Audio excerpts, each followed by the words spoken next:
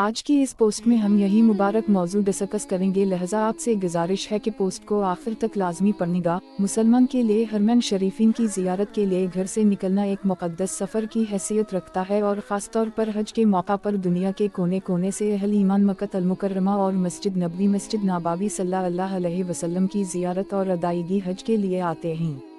لیکن کیا آپ جانتے ہیں کہ کعبہ اللہ کو شب و روز زائرین کے لیے کھولے رکھنے میں کیا حکمت پوشیدہ ہے، اور مسجد نبوی مسجد نبوی کو آج سے 10 سال پہلے تک رات کے ایک مخصوص وقت میں کیوں بند کر دیا جاتا تھا؟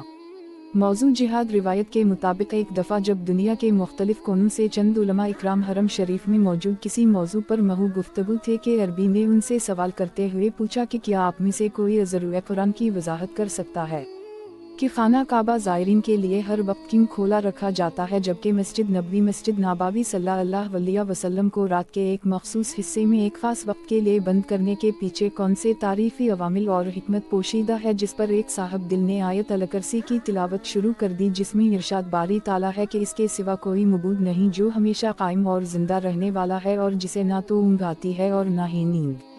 اس کے بعد انہوں نے وضاحت کرتے ہوئے کہا کہ یہ خانہ خدا ہے جس سے ملنے اور اس کے گھر کی زیارت کے لیے بندگان خدا پر وقت کی قید نہیں ہے، اور یہی وجہ ہے کہ اس خانہ خدا کو کسی بھی لمحے بند نہیں کیا جا سکتا۔ جس کے بعد انہوں نے مسجد نبوی مسجد نبوی صلی اللہ علیہ وسلم کو کچھ دیر کے لیے بند کرنے کی وجوہات بیان کرتے ہوئے فرمایا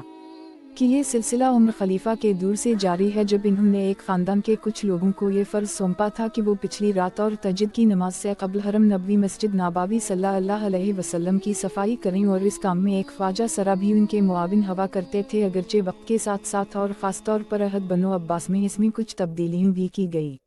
لیکن یہ خوش نصیب لوگ آج بھی اس مقدس فرض کو انجام دینے میں نہ صرف سعودی حکومت کی طرف سے پوری طرح بااختیار ہیں بلکہ ایک تسلسل سے انجام بھی دے رہے ہیں۔ جب مسجد نبوی مسجد نبوی صلی اللہ علیہ وسلم کی خدمت کا منصب اللہ تعالیٰ کی طرف سے ترک خلافت عثمانیہ کو ملا تو اس کے بعد انسان نیک مقدر میں سے ہر ایک کو آگاہ جی کا خطاب دے دیا گیا، جو کہ دراصل ترکی زبان کا لفظ ہے جس کے معنی ہے معزز اور قابل احترام۔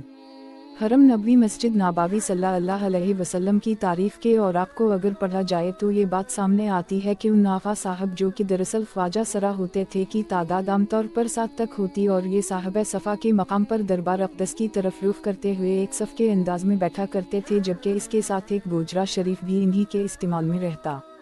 جس کی چابی ان کے سربراہ ایک خواجہ سرا کے کمرے کے ساتھ لٹکی رہتی، اور یہی وہ خوش نصیب لوگ تھے جن کو دربار اقدس صلی اللہ علیہ وسلم کے اندر تک رسائی حاصل تھی۔ یہی خوش نصیب آج بھی روزہ اقدس صلی اللہ علیہ وسلم کی صفائی کا مقدس فریضہ سرانجام دیتے ہیں۔ یہ معزز لوگ نماز عشاء کے 1 گھنٹے بعد لوگوں کو حرم نبوی مسجد نبوی صلی اللہ علیہ وسلم خالی کرنے کا حکم دیتا ہے، جس کے بعد تمام دروازے بند کر کے روزہ اطہر کی صفائی کی جاتی ہے، اور پھر تہجد کی نماز کے وقت دوبارہ اسے کھول دیا جاتا ہے۔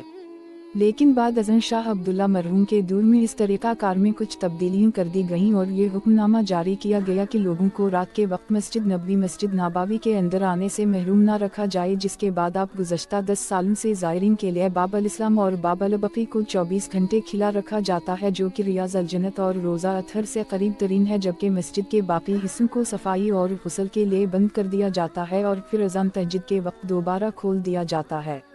آپ یقیناً یہ جان کر حیران ہوں گے کہ اس وقت دنیا میں صرف 4 خوش نصیب اسے ہیں جن کو روزہ رسول صلی اللہ علیہ وآلہ وسلم مسجد نبوی تک رسائی اور صفائی کا منصب حاصل ہے، اگرچہ ان کی کل تعداد 7 تھیں، جن میں سے 3 اہم ترین شخصیات انتقال فرما چکے ہیں، اور باقی 4 حضرات بھی عمر کے اس مقام پر ہیں جہاں کسی بھی وقت اللہ تعالیٰ کی طرف سے بھلاوے کی توقع رکھی جا سکتی ہے۔